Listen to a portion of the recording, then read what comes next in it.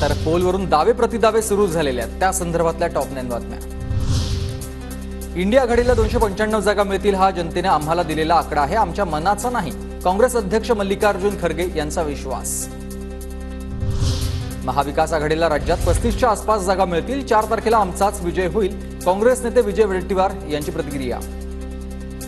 30 जागेच्या पेक्षा अधिक जागा महाराष्ट्रात जिंकू, 35च्या आसपास आमची संख्या महाराष्ट्रामध्ये असेल, मात्र 4ला संध्याकाळी हे सर्व स्पष्ट होईल। महाराष्ट्रात महाविकास आघाडीला 40हून अधिक जागा मिळणार, तर देशात इंडिया आघाडीला 300च्या पुढे जागा मिळतील, नाना पटोलेंचा दावा। एक्झिट पोलमध्ये काहीही आलं तरी आम्ही 400 पार जाणारच, नितेश राणेंचा विश्वास। इंडिया आघाडीतील कुणालाच राहुल गांधींवर विश्वास नाही, राणेंचा निशाणा। 72 तासाच्या पंतप्रधानांना आमच्या शुभेच्छा, उदय सामंतांचा। इंडिया आघाडीला खोचक तोला, नरेंद्र मोदीच तिसऱ्यांदा पंतप्रधान होणार, सामंतांकडून विश्वास व्यक्त। महाराष्ट्रात महाविकास आघाडीला बहुमत मिळेल, 32 जागा मिळतील, पृथ्वीराज चव्हाण यांचा दावा। तर विधानसभेला 2 पक्ष विलीन होतील, चव्हाण यांचं पुन्हा एकदा वक्तव्य।